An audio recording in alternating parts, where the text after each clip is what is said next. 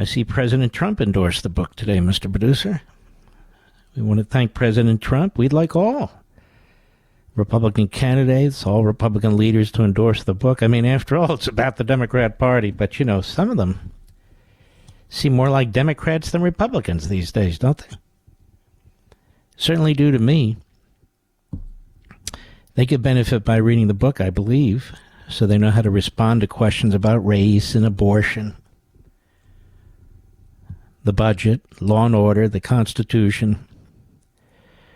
But hope springs eternal. But I don't have a ton of hope on that. That I can tell you as well. This is important to me. I think it's important to you as well. Former Capitol Police Chief blames Pelosi for January 6 security failures. By Kerry Pickett, the great Kerry Pickett at the Washington Times. Representative Nancy Pelosi was among the key players whom former U.S. Capitol Police Chief Stephen Sund said was responsible for the breakdown in security that led to the riot at the Capitol on January 6, 2021. Mr. Sund testified before the House Administration Oversight Subcommittee Tuesday and told lawmakers that at the time of the attack, he learned that then-Speaker Pelosi never wanted the National Guard deployed. According to Mr. Sund, on January 3, 2021, he talked to House Sergeant at Arms Paul Irving and to Senate Sergeant at Arms Michael Stenger about calling in the National Guard. He was told by Mr. Stenger that he should ask Major General William Walker, who was the commander of the D.C. National Guard, how quickly his troops could deploy to the Capitol complex if necessary. Mr. Sund said at the hearing that 4 months after the riot, Mr. Stenger told him Mrs. Pelosi, California Democrat, did not want the Guard on the Capitol grounds that day. I said, Mr. Stenger, you came up with the response fairly quickly for me to call General Walker, and he told me Paul Irving had called him ahead of time and said, Sund came here asking for the National Guard. We've got to come up with another plan. Pelosi will never go for it. I was floored by him saying that. According to Mr. Sund, the day when a pro-Trump mob stormed the Capitol and disrupted Congress' certification of President Biden's win, he contacted Mr. Irving at 12:58 p.m. and requested they call in the National Guard. He was fully aware of just how bad it was outside, and I did not get the approval, he said. Now, Mr. Sund resigned January 16, 2021, after Mrs. Pelosi called for him to step down from his post and blamed him for not securing the Capitol. Think about that. He maintains that he called the National Guard 6 times for 3 days before the attack, but they didn't deploy. They can't deploy unless the Speaker says they should deploy. He maintains that he did so 6 times for 3 days. Republican lawmakers excoriated Ms. Pelosi and Mr. Irving for making Mr. Sund a scapegoat the day of the Capitol was breached by pro-Trump protesters. Let's stop here a minute. There's a Sergeant at Arms of the House, right, Mr. Producer? There's a Sergeant at Arms at the Senate. Does Mitch McConnell not have any role whatsoever in whether the National Guard is accepted as President Trump offered or not? None of this was part of the January 6th Politburo hearing or investigating. None of it. Pelosi gets to play Florence Nightingale. There's someone akin to that, pointing fingers elsewhere, particularly Donald Trump. But she was in charge of security. She was offered 10,000 National Guardsmen, armed troops.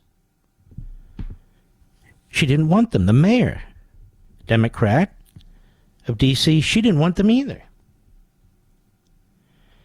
See, this gives the lie to the whole damn thing. Their January 6th committee, including the two reprobate Republicans,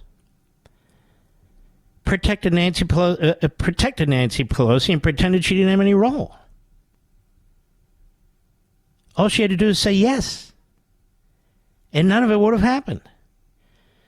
But it also gives the big lie to the fact that Donald Trump was leading an insurrection and committed sedition when he offered those troops.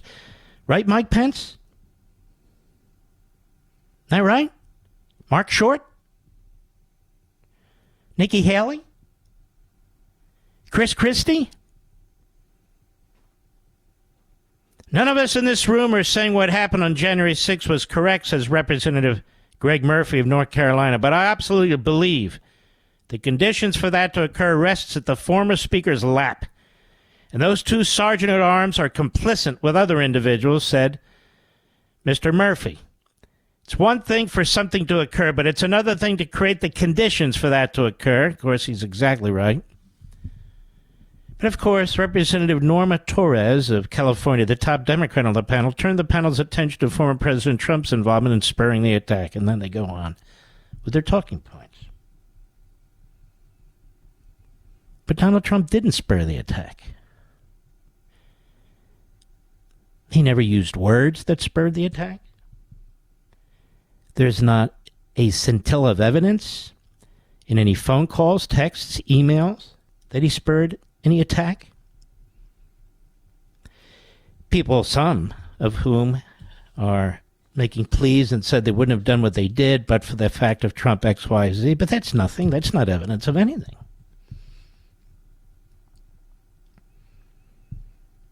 Did Chuck Schumer spur the would-be assassination of Brett Kavanaugh by the things he said when he turned around and pointed to the Supreme Court building and attacked those justices?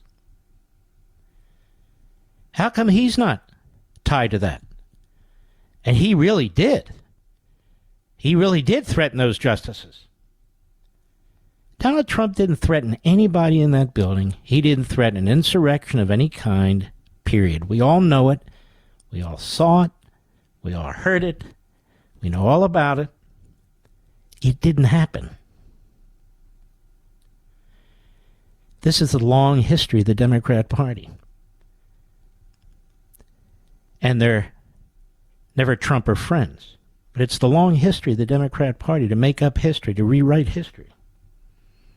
And they've done it about January 6th.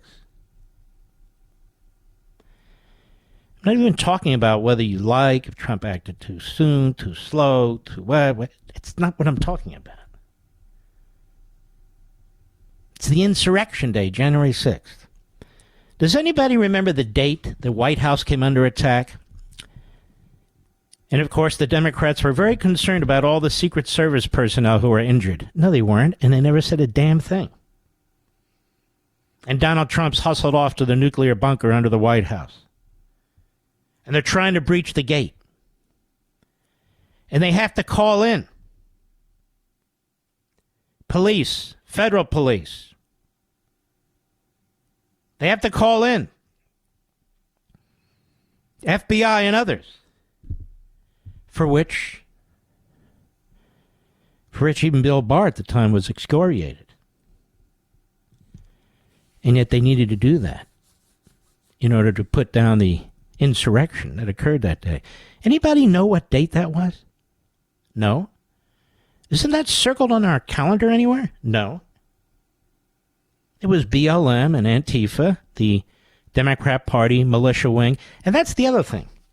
It's not like the Republican Party has a regular militia ready to roll at any time, but the Democrat Party does. They do. And so here we have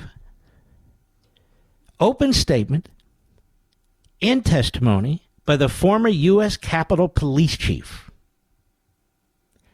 under Nancy Pelosi and Mitch McConnell saying it was Pelosi's fault that building was breached on January 6th. He lays it right at her feet and so they smear him. She fires him and blames him. And that's good enough for Washington, D.C., so it must be good enough for the country.